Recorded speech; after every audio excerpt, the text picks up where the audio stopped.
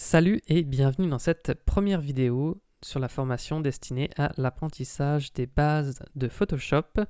Donc dans cette vidéo, on va parler de l'espace de travail. Je vais vous le présenter. Donc on va partir du principe que c'est la première fois que vous ouvrez Photoshop, ou même si c'est pas la première fois, disons on va reprendre depuis le début. Donc je vais vous présenter cet espace de travail et je vais vous montrer comment aussi l'optimiser pour faire en sorte qu'il s'adapte à votre pratique de Photoshop. Alors, si c'est la première fois que vous ouvrez Photoshop, vous devriez obtenir ce type de panneau. Donc là, je suis sur Photoshop CC 2018. Sur la version 2017, c'était à peu près pareil, il me semble. Si on remonte à des versions précédentes, 2016, 2015, ça évolue peut-être un peu, mais vous ne devriez pas être tout à fait perdu. Simplement ici, donc, on a les documents récents qui peuvent s'ouvrir. Là, j'ai réinitialisé, donc j'en ai pas. Mais après, vous pourrez accéder directement à vos derniers fichiers. Ici, je vais partir du principe que je veux créer un nouveau document et je vais vous présenter tout de suite l'interface de Photoshop. Alors c'est pareil, ici vous avez une fenêtre qui s'ouvre pour créer un nouveau document. Je vous la présenterai en détail dans la prochaine vidéo destinée à la création de documents pour bien choisir tous ces paramètres. Pour le moment, je vais juste faire créer, je me moque absolument des réglages. Voilà, je fais simplement créer et j'ai Photoshop qui s'ouvre comme ceci. Donc pour vous présenter un peu l'interface, ici en haut, donc vous avez le menu avec différents menus et sous-menus qui nous permettront d'effectuer certains réglages, certaines manipulations. À gauche ici, vous avez ce qu'on appelle la barre d'outils. Alors on a tous les outils de Photoshop qui se situent ici. La barre peut prendre différents aspects, vous voyez qu'elle peut s'afficher comme ceci ou comme ceci. Donc des outils, il y en a de toutes sortes, il y en a certains, vous les connaissez déjà. Hein. Si je prends ici celui-ci, l'outil texte nous permettra d'écrire du texte. Le pinceau par exemple ici nous permettra de peindre. Voilà, il y a plein d'outils assez génériques. Là on a la gomme par exemple. Donc plein d'outils assez génériques. Et puis il y en aura de plus spécifiques, mais je ne vais pas vous en parler ici puisque voilà, chaque outil mériterait un tutoriel à lui seul pour comprendre tout son potentiel. Donc je vous en présenterai certains dans cette formation pour maîtriser les bases. Simplement ici, donc vous voyez que j'ai deux couleurs. Alors ça, c'est ma couleur de premier plan. Je vais reprendre le pinceau pour que ça ait un peu de sens quand je vais parler. Ici, en fait, je peux double-cliquer dessus et puis vous voyez, je peux sélectionner une autre couleur, peindre avec. Et simplement ici, vous voyez que j'ai une couleur d'arrière-plan en fait. Donc quand je clique dessus, j'ai ce sélecteur de couleurs qui apparaît. Et ça me met bien que c'est la couleur d'arrière-plan. Simplement, ça me permet de switcher des fois entre deux couleurs assez rapidement. C'est comme si on avait deux stylos un peu sous la main. Et puis vous voyez, en cliquant sur cette vignette, hop là, j'alterne les couleurs assez rapidement. Il faut savoir aussi que vous voyez, là j'utilise une forme de brush comme celle-ci. Alors je ne vais pas rentrer dans les détails des brushes, mais simplement vous voyez, si je fais un point, ça me fait un rond comme ceci. On verra par la suite qu'il existe d'autres formes de brush et certains peuvent utiliser plusieurs couleurs. Donc ça a son utilité, mais on verra ça en temps voulu, peut-être dans des formations plus sur la chaîne YouTube. Voilà, simplement gardez simplement à l'esprit que s'il y en a deux, c'est parce que ça a une utilité. Et puis si je clique ici, je réinitialise les couleurs. Donc je mets du noir au premier plan et du blanc au second plan. Alors je vais recliquer ici parce que moi j'aime bien avoir cette disposition pour ma barre d'outils. Et ensuite, donc ici, en haut, donc j'avais zappé cette partie-là volontairement, simplement parce qu'en fait, c'est une barre d'options. Et cette barre d'options ici, donc qui est située juste sous le menu, elle va correspondre en fait à chaque outil. Vous voyez que ici, si je sélectionne mon outil déplacement, donc celui-ci nous permettra de déplacer des objets sur notre plan de travail. Ici, ça n'a pas de sens parce que j'ai tout fait sur le même calque, mais ça, c'est des notions. Si vous ne savez absolument pas ce que c'est, on reviendra encore une fois dessus par la suite. Simplement, gardez juste à l'esprit que ici, en haut, on a une barre d'options qui correspond, qui nous donne en fait des réglages propres à chaque outil. Une chose aussi, c'est que chaque outil en fait a des outils cachés. Vous voyez que si je clique ici et que je maintiens le clic, je peux avoir un autre outil qui est juste en dessous. Donc par exemple ici, si je prenais mon outil, par exemple pinceau, je clique sur le pinceau et je maintiens le clic et vous voyez que, alors là je continue de maintenir le clic. Si je relâche, eh bien à chaque fois je sélectionne l'outil, mais vous voyez ici je me mets sur pinceau, je relâche le clic. Et voilà, je peux sélectionner un autre outil à l'intérieur. Donc c'est simplement pour vous dire que des fois, si vous êtes sur un tutoriel et que vous ne trouvez pas l'outil qui est utilisé par le formateur, eh bien très probablement qu'il est tout simplement caché par un autre. Alors vous voyez ici, il y a des familles d'outils qui peuvent en regrouper plusieurs. Si je prends par exemple, c'était celui-ci, vous voyez ici, il y en a par exemple 5. Ici, dans mes outils de forme, j'en ai plusieurs ici. Donc voilà. Gardez à l'esprit aussi qu'il y a des outils qui peuvent en cacher d'autres. Ensuite, ici, sur la partie droite de mon plan de travail, eh bien, j'ai des panneaux qui vont avoir aussi toutes sortes d'utilités. Alors ce ne sont pas des outils, mais ils vont nous permettre de faire beaucoup de choses également. Ils vont tous avoir un rôle plus ou moins important selon ce qu'on voudra faire à chaque fois.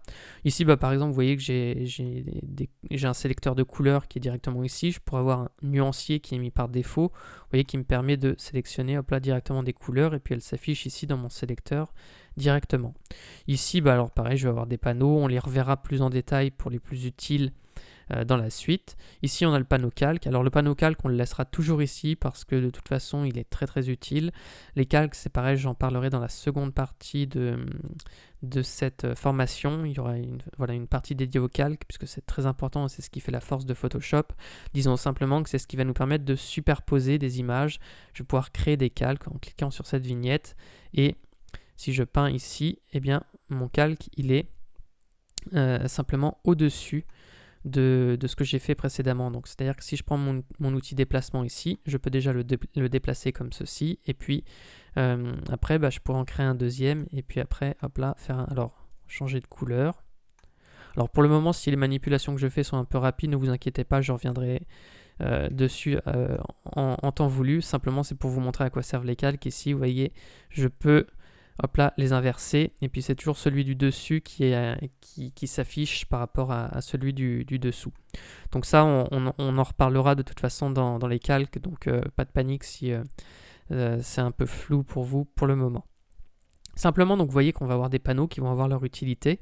Il y en a un qui va être très utile et qui n'est pas ici par défaut, c'est le panneau historique. Alors en fait, par exemple, ici, vous voyez que tous les panneaux qu'on a ici, on peut y accéder. Alors, il y en a aussi qui sont ici, vous voyez, je pourrais cliquer ici. Je pourrais les panneaux les déplacer, vous voyez, je clique sur le nuancier, je maintiens le clic, et puis hop là, vous voyez, là, j'ai un panneau flottant. Je pourrais le supprimer en cliquant sur la petite croix, ou alors si je le supprime, hop là, il a disparu. Et je peux le récupérer en allant dans Fenêtre ici, et puis donc en cliquant sur Nuancier, hop là, vous voyez, il réapparaît. Et ensuite, je peux le replacer où je veux. Alors, je peux le replacer par exemple ici avec la couleur. Je pourrais le mettre sinon ici, comme ceci. Et donc, du coup, il est accessible quand je clique. Donc voilà, après, on peut disposer finalement nos panneaux comme on le souhaite. Donc, je vous disais, le panneau historique est très utile, mais il n'est pas mis par défaut. Alors, le panneau historique, je vais aller le chercher ici. Je vais cliquer sur Historique.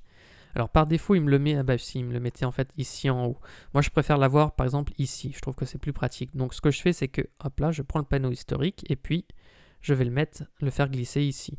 Alors je pourrais aussi le faire glisser, vous voyez, comme ceci, vers la gauche pour l'avoir par exemple en premier ou en deuxième. Après, c'est comme vous le souhaitez. Alors je pourrais mettre aussi par exemple un panneau qui est souvent utile, c'est le panneau caractère. Vous voyez, par défaut, il me l'ouvre aussi avec le panneau paragraphe, il fonctionne de pair. Simplement, quand on va créer des textes, ça nous permettra de retoucher rapidement la police d'écriture, la taille, et puis de donner des petits effets à nos typographies. Donc ça va être très pratique. Donc ce panneau-là, je peux dire que je vais le laisser ici. Et alors voilà, là on a personnalisé notre espace de travail, et finalement, tout ça, je pourrais le sauvegarder. Vous voyez, si je vais ici, vous voyez que j'ai différents réglages. Alors là, je suis sur les indispensables parce que c'est le mode par défaut. Ici, j'en ai deux au-dessus que vous n'avez certainement pas, tout simplement parce que je les ai enregistrés, ceux-là. Et en dessous, eh bien, Photoshop propose des espaces de travail en fait optimisés pour certaines pratiques. Par exemple, si vous faites de la photographie, de la peinture, du mouvement, de la 3D, ce sont des espaces de travail typiques par défaut qui vous présentent en fait les panneaux les plus utilisés quand on veut faire certaines pratiques. Nous, ce qu'on va faire, c'est qu'on va enregistrer notre espace de travail qu'on vient de faire ici. Je vais faire nouvel espace de travail. Et si je fais ça, je peux lui donner un nom. Alors moi, je lui avais donné l'espace de travail que j'utilise toujours, je l'ai appelé Geoffrey parce que c'est mon prénom, mais après, vous pouvez lui donner le nom que vous voulez. Mais admettons que celui-là, je l'appelle espace tutoriel. Alors ici, on peut enregistrer des raccourcis clavier, des menus, des barres d'outils. Disons qu'on peut personnaliser à fond notre espace. Je ne vais pas rentrer dans ces détails dans cette formation, mais je parlerai peut-être de ces sujets sur la chaîne YouTube. Donc vous pourrez toujours guetter pour voir si je fais une vidéo là-dessus. J'en ferai certainement un jour ou l'autre de toute façon. Donc là, je vais faire enregistrer. Et ici, vous voyez que par défaut, je suis sur espace tutoriel. Alors si je me remets sur les indispensables, ici, vous voyez que ça ne change rien tout simplement parce que c'était les indispensables que j'avais modifiés. Donc ce que je vais faire, c'est que je vais cliquer ici sur réinitialiser les indispensables. Et là, je retrouve un panneau les indispensables tel qu'il est quand on ouvre Photoshop. Donc c'est le panneau par défaut. Et si je vais sur espace tutoriel, celui que j'ai enregistré il y a un instant, eh bien je trouve mon espace de travail comme celui-ci. Alors moi, le mien, celui que j'utilise tout le temps, il s'appelle Geoffrey, voilà. C'est celui-ci. Il est peut-être pas tout à fait comme celui que je viens de faire il y a un instant, à quelques petits détails près, mais voilà, sinon il ressemble assez aux autres. Donc après, un espace de travail, vous pouvez le modifier à chaque instant, c'est-à-dire que vous voyez, alors je vais me remettre par exemple sur espace tutoriel, mais si je veux mettre une fenêtre par exemple, alors qu'est-ce qu'il y a que je pourrais ajouter, par exemple navigation, voilà, je vais mettre navigation ici, eh bien si je veux réenregistrer ça sur mon espace tutoriel, ce que je fais, c'est que je fais nouvel espace de travail, je vais l'appeler exactement pareil, espace tutoriel, je fais enregistrer. Alors il me dit qu'il y a déjà un espace qui s'appelle comme ça, et puis je fais oui pour le remplacer, et du coup ça c'est mon espace de travail maintenant. Mon espace de travail a été réenregistré. Tout simplement parce que si je faisais des modifs, par exemple que je supprime tout ça, ça peut arriver, par exemple, vous voyez, par erreur, vous supprimez des panneaux, hop là, vous êtes toujours sur espace tutoriel. Eh bien, il vous suffit de faire réinitialiser espace tutoriel et vous retrouvez vos réglages tels qu'ils étaient quand vous avez enregistré votre espace.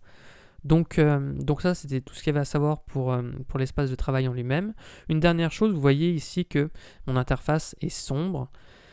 Alors, ça, je peux le modifier en allant ici. Je vais dans Photoshop, Préférences. Je vais choisir Interface. Alors vous pouvez cliquer sur Général. Si vous cliquez sur Général, vous arrivez ici. Mais sinon, on arrive sur Interface.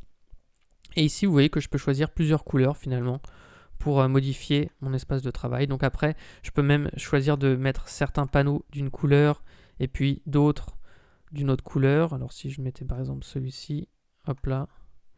Voilà, vous voyez un peu ce que ça donne. J'ai mis du gris foncé ici par exemple. Si je mets par défaut, ça se met comme ceci.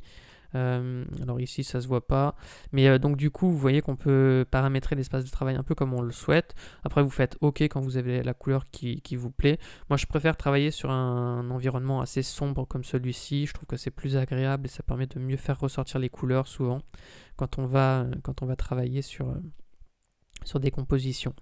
Donc là je vais faire OK. Et on peut dire qu'on a tout vu maintenant sur la présentation de l'espace de travail de Photoshop. Alors une dernière chose, simplement tout à l'heure je vous ai fait mettre le panneau historique ici. Je me rends compte que je n'ai pas encore dit à quoi il servait, mais c'est très simple de le présenter. Vous voyez qu'à chaque fois je peux remonter d'une action. Et comme ça je peux... c'est très pratique en fait parce que du coup si vous faites quelques actions que vous voulez revenir en arrière pour voir un peu avant-après ce que ça donnait ou même que vous voulez annuler des actions, et bien vous pouvez revenir en arrière comme ceci. Alors par défaut vous pouvez revenir je crois en arrière de 40 actions. Donc voilà, on ne peut pas revenir, c'est pas illimité hein, évidemment, mais voilà, on peut revenir en arrière de plusieurs actions. Vous voyez que si je reviens ici, hop là, je peux revenir au tout début de mon document tel qu'il était. Et donc voilà, ça va être un panneau très pratique dans la pratique du graphisme. Donc là, je vais refermer mon document, je vais faire ne pas enregistrer puisque ça ne me servait à rien, et on va passer à la suite.